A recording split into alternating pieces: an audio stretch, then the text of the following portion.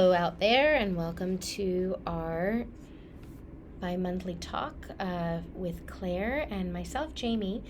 And today is the actual full moon in Leo, the first full moon of 2024. And as you look outside, you may see this beautiful, round, illuminating light shining down back at you. And what I didn't realize and learned later with full moons is that it's not actually a time of setting intentions. That's actually the new moon. But the full moon, which I would love Claire to expand on, I believe, is more letting go. And so look outside. It is a Leo, which is a fire sign. And so there's things to put together to describe what that might mean based on the fact that it's a full moon, what it means in that regard, and in the sign of Leo, which is the fire sign. So I'm going to hand over to Claire as she eloquently puts words to what we're feeling, to what many of us may be feeling. And that's something in a full moon, you might feel and not fully pay attention, and I invite you to do just that. And that's one of the inspirations of doing these talks, is to pause and pay attention to how we are influenced and part of this bigger system, meaning the cycles of the moon. Historically, that's been a big part of our deeper connection to life itself, and we're bringing back that in our own way. So thanks for being here. And Claire, I would love to hear your words on the Leo full moon. Thank you, Jamie. Hi, everybody. Definitely the new moon, as Jamie was saying, when it's dark, is the time to plant seeds, set intention, pay attention to what is not visible, quote unquote. It's sort of a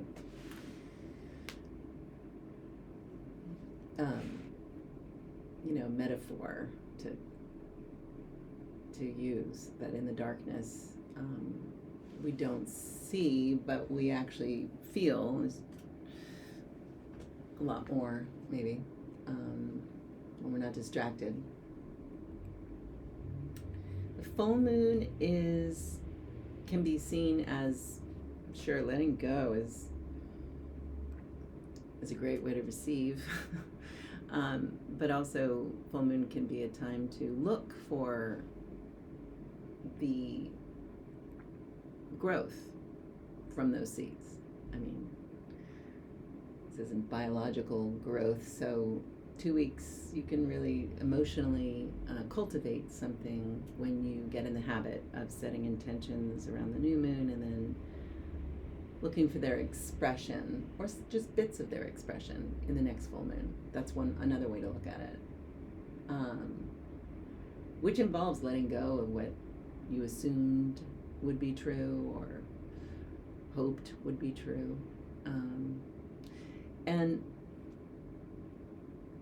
that is a nice segue into Leo, because Leo is really expression itself, and it's represented by the lion. It's anatomically connected with the heart, and just kind of, what we're and in the astrological wheel, it's the fifth. It's at home in the fifth house, which is sex. That's a big one. But play and having children. So expression, and fire is expressive. It's warm. Leo is the fixed fire sign. So I wanted to bring that up because, I'll get to that later, but the fixed is kind of the most daily it's really committed to its element. You know, it's resistant to change from its core value, let's say, which I would say is warmth, a kind of relational warmth. But as I said, I'll get back to that in a sec, because I really like to start with the moon.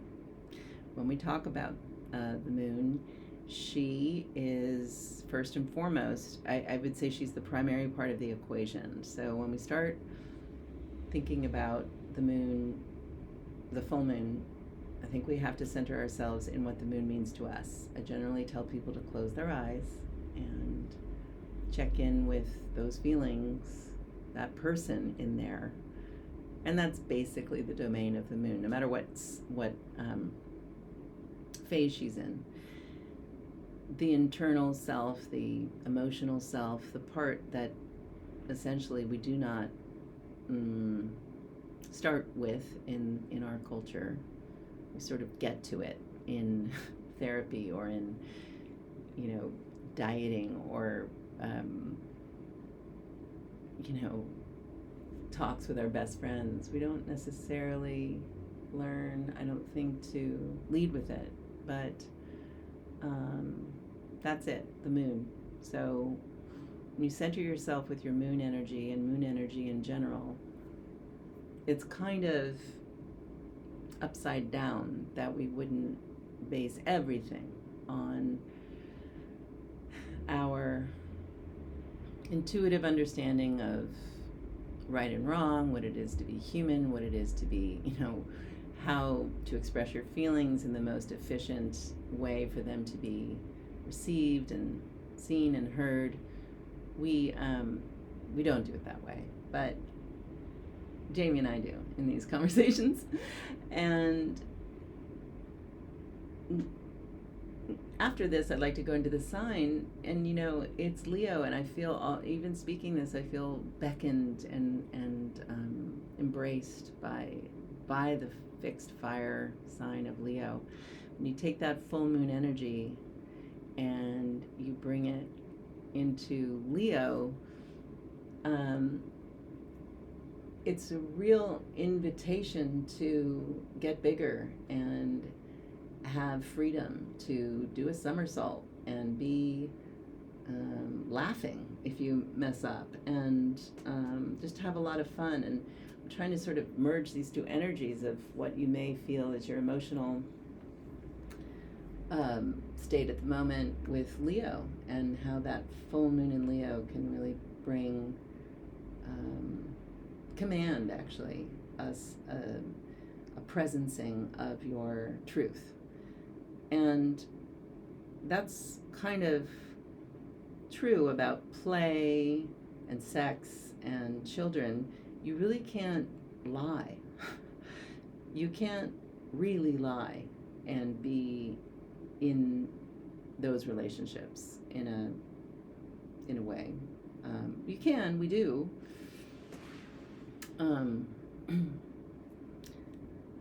Think of Shakespeare's plays and lots of other things that evince how we do that all the time. But the energy of it is really saying how glorious it is to really be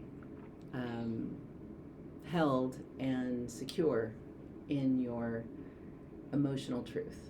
And I think that in this full moon in particular, given how we went through the evolution of the phases, new moon, planting seeds, and then waiting for that full moon to come, and then letting it go, which might have been what Jamie was talking about when it starts to wane.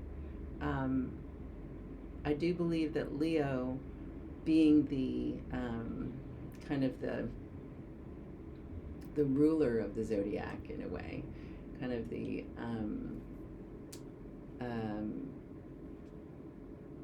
just that heart of all of this symbology, it does emanate into all the different phases of the moon. I would take this full moon as an example of how it really does allow you to see all sides of yourself. In other words, in psychology, there's a phrase. I'm sorry, I can't credit the person with it right now, but the cracks are where we're broken. The cracks are where the light gets in. That's such a beautiful way of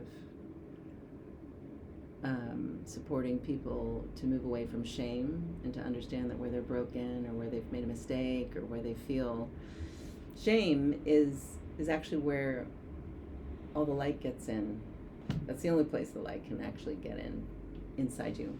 And I think of Leo as having that all-pervasive light, not just in the full moon, but in the in all the different developmental parts of your emotional truth. So I'd like to just invite everybody to take that as a positive and see yourself as truthfully as you can on this full moon.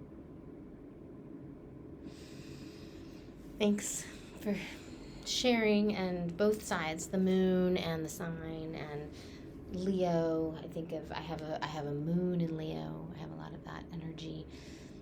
I think of emotions with the moon, and you think of the bigness and the lion, and how to work with any big emotions that you may be feeling too, potentially. The truth that comes through with that for you. So I hope that this gives you some information to help you move through this time of year, this end of the January, first month of the year, and we'll see you in the next new moon in 2 weeks. Stay tuned. All right. Ciao.